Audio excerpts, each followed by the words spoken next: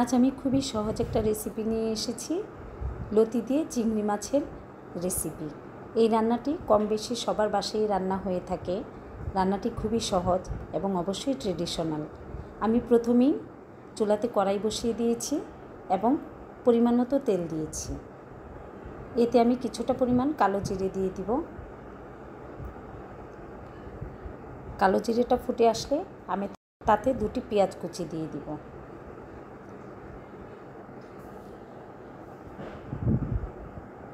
পেঁয়াজটা মোটামুটি ভাজা হয়ে আসলে আমি তাতে সব রকমের মশলা দিয়ে দিব।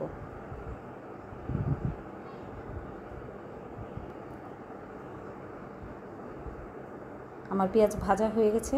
এখন আমি এখানে 1 চামচ হলুদের গুঁড়া, 1 চামচ মরিচের গুঁড়া, 1 চামচ জিরার গুঁড়া দিয়ে দিচ্ছি এবং পেঁয়াজ 2 চামচ দিচ্ছি। পেঁয়াজ এবং কাঁচামরিচ আমি একসঙ্গে আধা বাটা করে রেখেছি, সেখান থেকে 2 চামচ দিয়ে দিচ্ছি।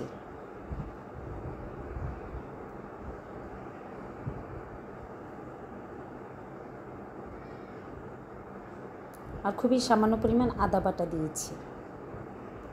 তারপর 4-5টি কাঁচামরিচ দিয়ে দিয়েছি এবং স্বাদ মতো লবণ দিচ্ছি। তারপর সামান্য পরিমাণ জল দিয়ে আমি মশলাটাকে কষিয়ে নেব।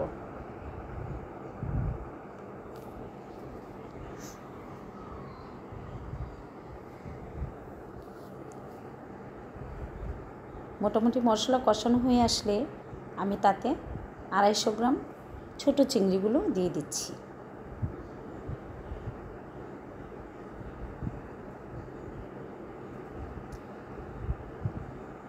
আপনারা যে কোনো সাইজের মাছ দিতে পারেন, ছোট বড় যে কোনো, এবং পরিমাণটাও আপনারা বুঝে দিবেন।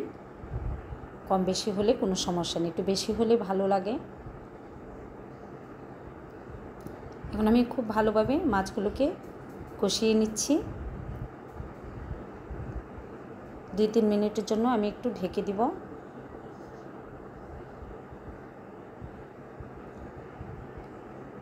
দুই তিন মিনিট পর আমি ঢাকনা খুলে আবারও মাছগুলোকে একটু নেড়ে আমি এতে ধুয়ে রাখা লতিগুলো দিয়ে দিব।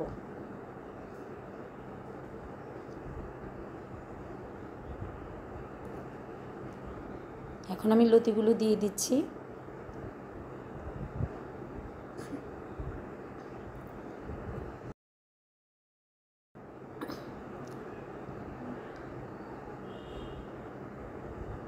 কিছুটা নেড়ে আমি বাকি লতিগুলোও দিয়ে দিচ্ছি। মোটামুটি নেড়ে আমি কিছুটা জল দিয়ে কয়েক মিনিটের জন্য ঢেকে দিব।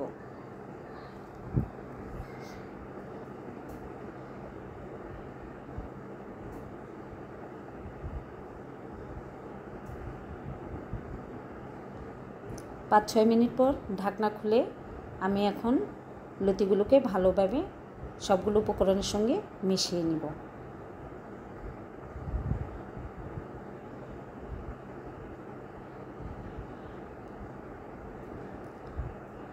লতিটা আমার অনেকটাই কমে এসেছে।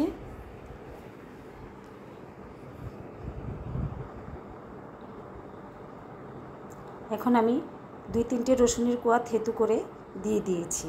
এতে করে লতিটা গলায় ধরার সম্ভাবনা থাকে না। আবারও আমি কয়েক মিনিটের জন্য ঢেকে দিয়েছি। কিছুক্ষণ পর আবার ঢাকনা খুলে আমি আবারও নেড়েচেড়ে পরিমাণ মতো ঝোলের জন্য জল দিয়ে দিব। ভালো করে কষানো হয়ে গেছে। এখন আমি ঝোলের জন্য জল দিয়ে দিচ্ছি। লতির তরকারিতে ঝোলের তরকারি বেশি ভালো লাগে না, এটা একটু মাখা মাখা হলে ভালো লাগে। আপনারা বুঝে জল দিবেন।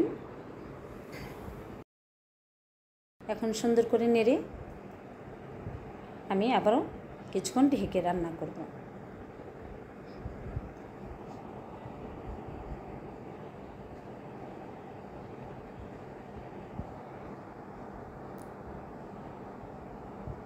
পাঁচ 7 মিনিট পর ঢাকনা খুলে আমি আবারও একটু নেড়ে দিব।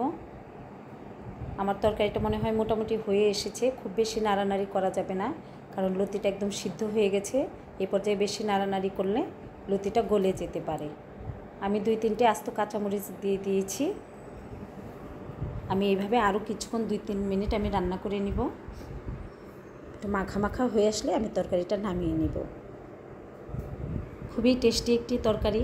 আপনাদের যদি ভালো লেগে থাকে আপনারাও ট্রাই করবেন। আশা করি আপনাদের ভালো লাগবে। ভিডিওটি দেখার জন্য সকলকে ধন্যবাদ। সবাই সুস্থ থাকবেন, ভালো থাকবেন। আবারও দেখা হবে পরবর্তী আরেকটি রেসিপি নিয়ে।